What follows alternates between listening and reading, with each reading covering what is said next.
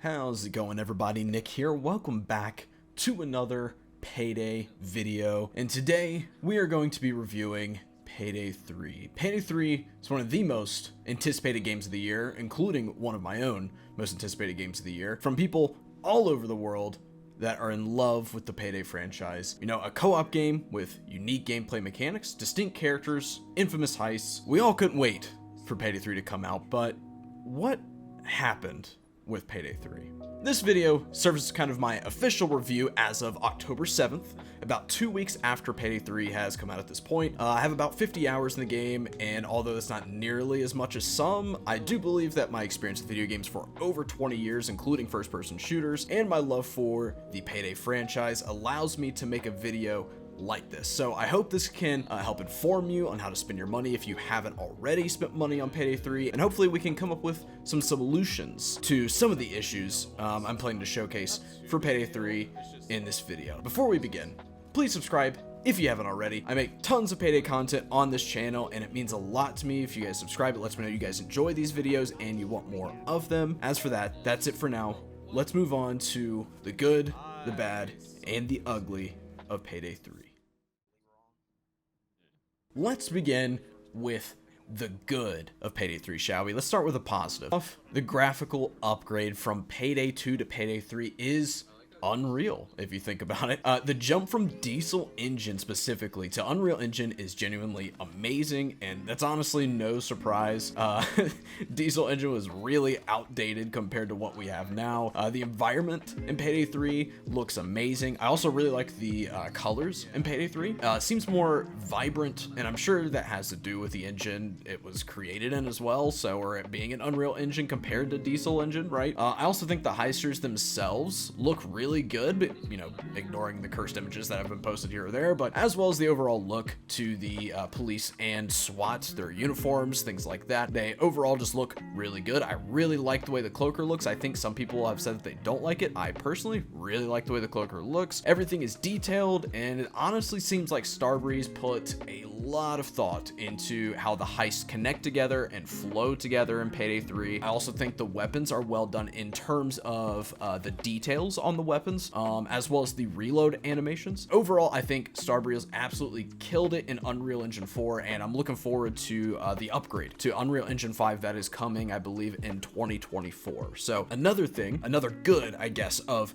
Payday 3 would be the heist. So I won't go into every one of the heists because we could be here all day discussing why I think they're so great, why I love them, why I love the little Easter eggs that you can find in each heist. Although I do want to mention that I really and genuinely do like all of the heists, and I think they're all well done, yes, even including No Rest for the Wicked. Instead, I just want to mention a few heists that are like my favorite ones that I think are the most polished. So first off, Rock the Cradle is really well done. So talk about a heist that's really well rounded too. It's good for stealth. A lot of people can speed run that stealth on Rock the Cradle. It's fun for loud players. There's little like nooks and crannies that you can find of where you can find loot and different things that you can pick up. The soundtrack, Rock the Cradle's soundtrack is the best on Payday 3 and possibly one of the best soundtracks in Payday history. I can't say it's better than everything in Payday 2 because there's some really good ones in Payday 2, but I digress. The objectives in Rock the Cradle are also really fun. They're very simple,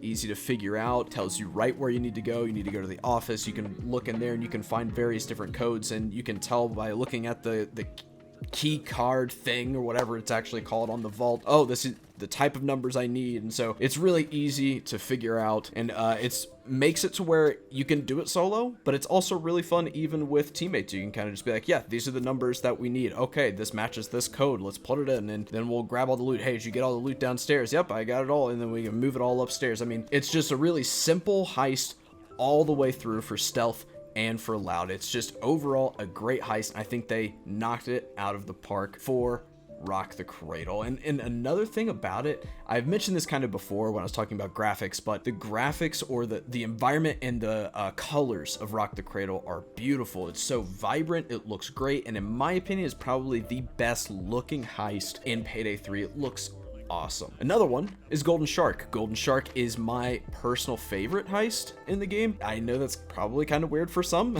I can't help it. I love my bank heists, and specifically like First World Bank, big bank type heists that are on a much larger scale, whereas No Rest for the Wicked is a bank heist, but it's a very small scale, like the bank heist in Payday 2. Regardless, I can't help but love it. So first, the look and feel of Golden Shark is great. It's like the same feeling you get when you're walking into Big Bank or First World Bank, where it's like an extravagant, over-the-top building.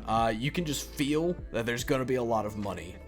I like the overall feel of Golden Shark. I always like to mention stealth. I'm not a stealth player. I do want to make that clear. I personally don't think stealth is Golden Shark's strength. I don't think there's much variety to it. I kind of feel like it's the same loop over and over, whereas I feel like Rock the Cradle or things like Touch the Sky are gonna have a little bit more variety when you're doing stealth, very different variants that could happen. The only thing that you really have that's a variant in Golden Shark that I can think of off the top of my head is what kind of office or which office you go to in order to get the key card to go up to the second floor to where the vault is. But beyond that, I don't think there's that much there in terms of stealth. The Loud, on the other hand, is awesome. The heist doesn't last forever. It doesn't overstay its welcome, whereas in my personal opinion, I feel like Big Bank does on Payday 2. I feel like it can last a really long time depending on who your crew is. If you have a really efficient and amazing crew that you're playing with on Big Bank, then you'll probably be fine. You'll probably get through in about 30 minutes or whatever. Whereas I feel like in Golden Shark, you can get through in about 20 minutes. Pacing of the combat in particular is great. I like the up and down stairs, being able to go into the basement, finding the oxygen tanks for the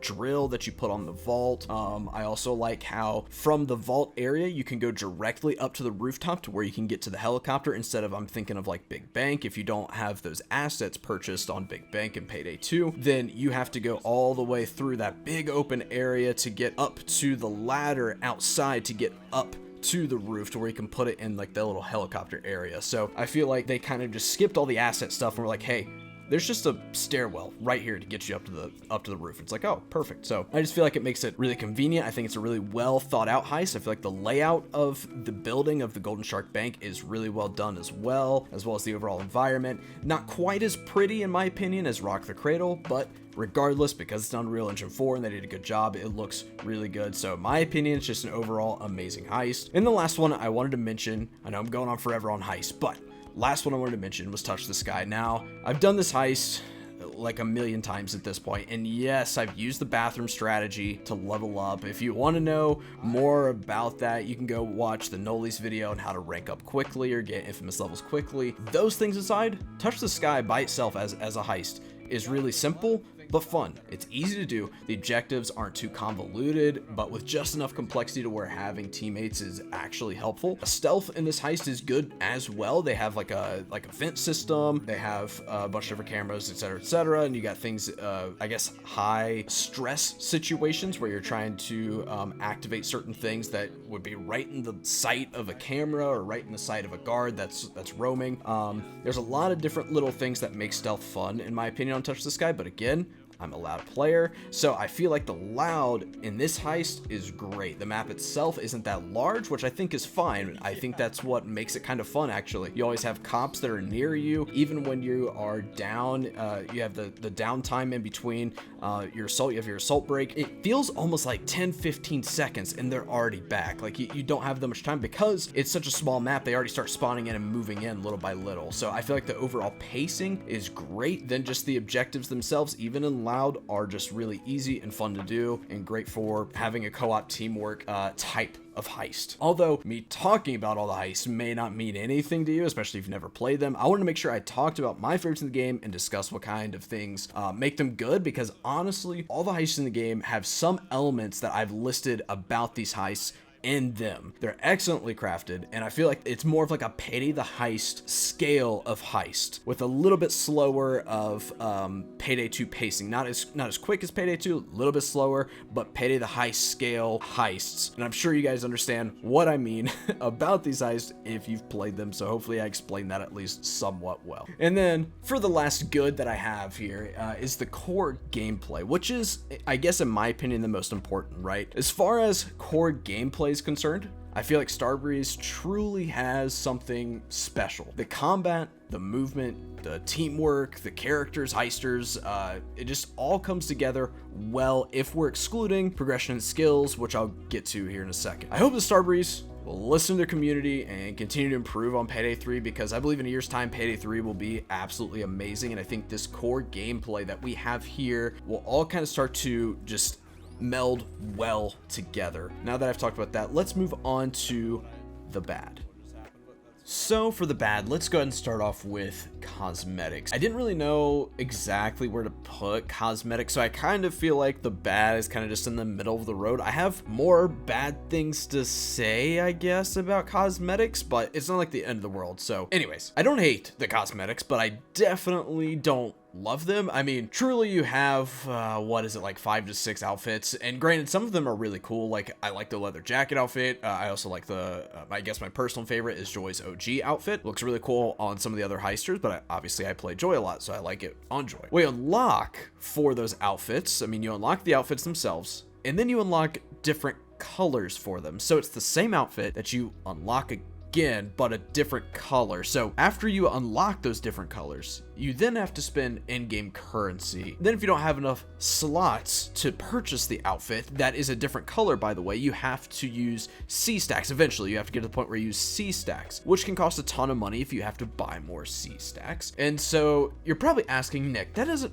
make any sense. Just sell one of your previously bought outfits that you don't wear anymore instead of spending C-stacks for more slots. Well, smart viewer, you are right. I'm glad you brought that up, because here's the thing. You can't sell old outfits or even discard old ones. Yep, that's right. You can't get rid of them. Once you buy them, you're stuck with them forever. That's it. So you have to spend money or C-stacks to get more outfit slots if you want to wear those. Also, speaking of C-stacks, why are gloves almost exclusively bought with C-stacks? Who decided that? That makes no sense to me. But anyways, who cares about gloves? It's not that big a deal. Cosmetics to me at this point in the game aren't important enough for me to like truly rank them anywhere, so that's why it's kind of in the bad, because it ultimately doesn't affect the important stuff, right? It's not a part of the core gameplay or anything like that. So even though it is kind of annoying and I love cosmetics, it's not enough for me to be like, this is the end all be all. They've ruined cosmetics, because they really haven't ruined cosmetics. It's just rough and not that good. So Starbreeze, fix that eventually. Okay, please. Thank you. For the next thing, let's talk about weapons. Now, I mentioned weapons before as a positive thing, and what I said remains. The weapons, I believe, look great. I also really enjoy all of their animations, although many would probably disagree with me, because we moved from like more fun, whimsical-esque reloads to more tactical reloads, like Call of Duty reloads. Regardless, beyond that, weapons are just kind of weird. So, at least in the way they function, right? So some are so overpowered, like the M308, also known as the SA11245829, whatever it is. I don't know what it is in Payday 3, that you can one-tap headshot enemies on a consistent basis, excluding some special units like dozers or shields, of course. Then there's other weapons that are extremely weak, like the Ziv Commando. I have that thing, I believe, at max rank now. You can't convince me that weapon is good, like at all. It does such little damage, and even with an extended mag, it's not enough. It's just awful. And why it's not a secondary, I will never know. I don't understand that move. Next, along the lines of weapons, the sound of weapons are just really weird. Like the Castigo, it has like no power behind it when you shoot it. It sounds like an airsoft pistol or something.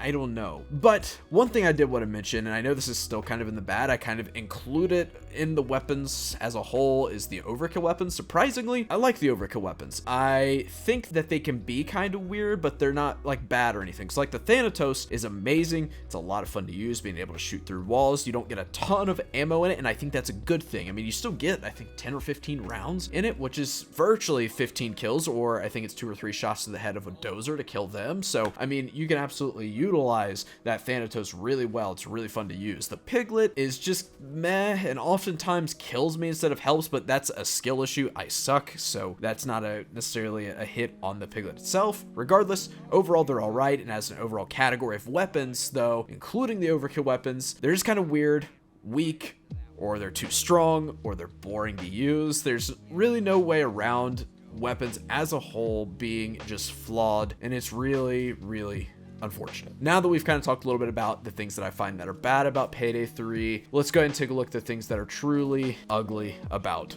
this game.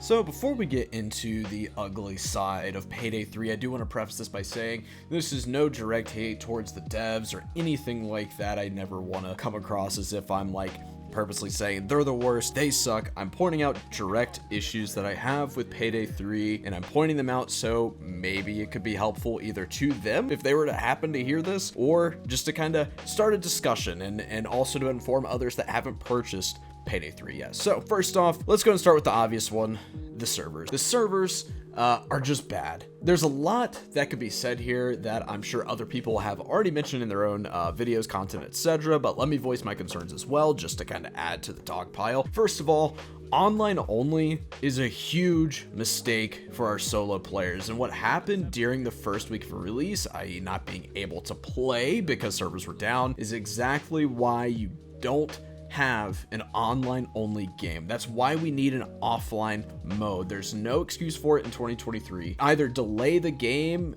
and instead just implement offline mode or something. There has to be some kind of offline mode added to games now. Online only games always have issues like this. Truly an awful decision to not have an offline only mode or offline mode, and it hurt the game so bad that first week of release. I mean, if you saw the reviews on Steam, man, they were some of the worst reviews I've ever seen in my life. I don't think I've ever seen a game that has released so quickly within the first 2 or 3 days go from positive or overly positive to mostly negative. I don't think I've ever seen that. It's pretty wild. Luckily, now the servers seem to be somewhat stable. I haven't had any issues this week except maybe one matchmaking error that I got after leaving a match, which sometimes still happens. Still, I hope they decide to create an offline only mode, and last I heard, and as far as I understand, that is something that they are planning to implement at some point. I don't remember if it was Almir or if it was Paydad. I can't remember his name. I always remember by his Twitter @ They said something along the lines of they are working on or planning to create some kind of offline only mode. So I could talk about this for 20 minutes or so if I really wanted to just keep going and going, but I won't keep rambling. A lot of people have mentioned it already. Please go check out other creators' videos, get other ideas, see other people's perspectives on Payday 3, on servers, etc., and see what they have to say as well. Another thing that is probably my biggest gripe with the game, or I guess really two things for my biggest gripes: progression and skills. So I talked about this briefly in my Touch the Sky Overkill video alongside of Addy and Skelly and Samurai, also Silverhand in the video. Oh man, is this the worst progression I have ever seen in a video game, ever. So let me explain for those of you that don't know, because I just need to vent. All right. For those of you that don't know, you're an experience in Payday 3 by completing challenges. So these challenges could be, I don't know, achieving 500 kills with the Car 4 assault rifle, and it will give you XP at the end of the heist, whether you fail or succeed. So that sounds kind of cool, right? I mean, you still gain XP even if you fail. Well, here's the issue. These challenges are very redundant and loop constantly. So more kills. So let's say you hit 500 kills. Oh, well, how about you do 1,000 now? And I do believe 1,000 is the max that you get with weapons, but obviously it scales to, I think it's like 50, then 100, then 250, maybe then 500, something like that. Now you got to get more kills. Okay, now complete Road Rage 20 times on Loud, and then complete it 20 times on Stealth. All right, you can't do Road Rage on Stealth, but I digress. Stealth Heist, you have to do that. Okay, well, now that you completed it, now do it again on Very Hard. Oh, you did that? Okay, now do it again on Overkill. Now lay down an ammo bag 50 times. I mean, it is just monotonous. It is painful. The challenges you get, you think, oh, well, it seems like you can easily just get these through playing normally, right? Well, you sort of can until about level 40 or 50. Then you have to start being very intentional about your challenges and completing them. Whoa, Nick, let me stop you there, okay? Just complete heists? I mean, it may take longer, but you'll still gain experience, right? See, that's the other thing, other me. You don't. You receive no experience for completing heists. None. Which means I often have heists where I receive 0 experience even if I complete the heist on the hardest difficulty. It is beyond frustrating, and it makes it an absolute chore to play this game. It's not fun. It's not casual, because if you play casually, you don't progress. You have to be specific and almost competitive in a co-op game. I am just in awe that they managed this. I mean, I did do the rank up strat, the bathroom strat, you know, that is on the Noli's channel. Again, go watch that, which is sitting in the bathroom on Touch the Sky, completing combat challenges by getting kills, etc., then letting myself die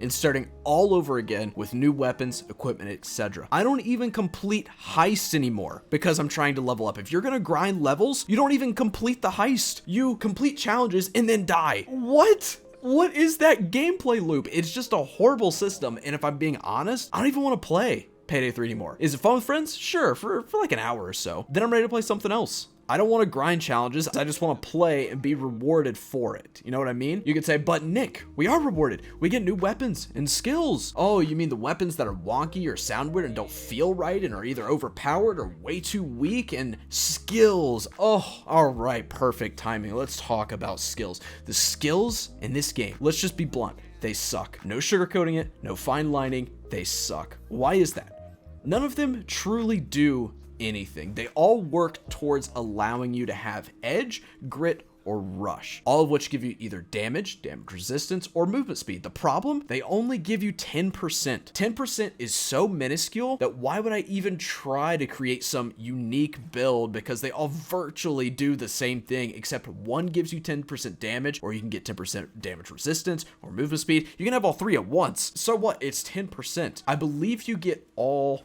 21, I think there's 21 skill points, and you get them all at level 100. So right now, I'm level 70 at the time of recording this video, and I have no issues with getting through Overkill Heist. In fact, it's a breeze. I don't even have max skills or all of the weapons unlocked because I don't need them. That's the sad thing. I don't need them. There are maybe 3 skills that you would need to be able to get through the hardest difficulty, as long as you are familiar with the layout of the heist, right? I mean, and it all is pretty much in the tank tree. And so to briefly mention this, armor is the bread and butter of this game, which is a whole other discussion, but the armor system is a mess and it is way overpowered. But to save time, I won't get into it. Bring armor bags and armor skills and you will literally be fine. Everything else is just a bonus. It doesn't make your heister, your playstyle, etc. It's just a bonus, which just completely falls flat. I have the same skills on every single one of my build loadouts, and it's because I just don't care about any of them. None of them are interesting. None of them are really unique. Every now and then you get some kind of skill that is a little bit different, but then the more that you use it, the more you realize, like,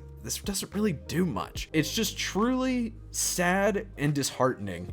And I hope, at least when it comes to skills, I hope we just get a complete overhaul of that system, because it just sucks. It's just bad. Before I continue my rant any further, let's just conclude this video, shall we? Now that I have thrown all of my Payday 3 trauma on you, let me do it again and quickly recap. So Payday 3 has amazing groundwork, great core gameplay, wonderful environments, great heisters, good flowing maps and objectives, but ultimately it falls on its face when progression hinders the player constantly. Servers are on and off with the constant threat of turning off at any moment, and skills that don't even feel worth unlocking in the long run because of an overpowered armor system that could really carry you through any heist on any difficulty, really. I want to love Payday 3 so bad. I love the Payday franchise so much, and I have since I was a kid. I have footage of me playing the Payday the Heist demo on PS3. In the current state of Payday 3, there's no way I would recommend to my friends and family to spend money on this video game, or to you guys watching this video. The more I play it,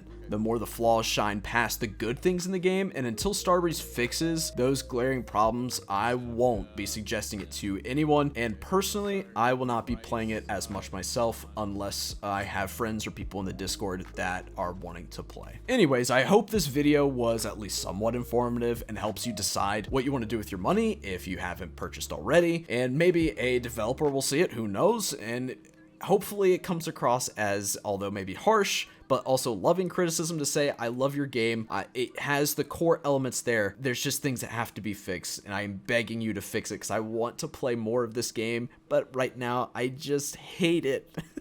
Actually, I don't hate it, but it's just okay. I don't believe Starbreeze will leave Payday 3 in this state, to be honest, and again, in a year's time, I believe we'll be playing a much different Payday 3 that we will all grow to love, that will just be totally different. So anyways, with that, guys, thank you so much for watching, and I'll see you in the next one.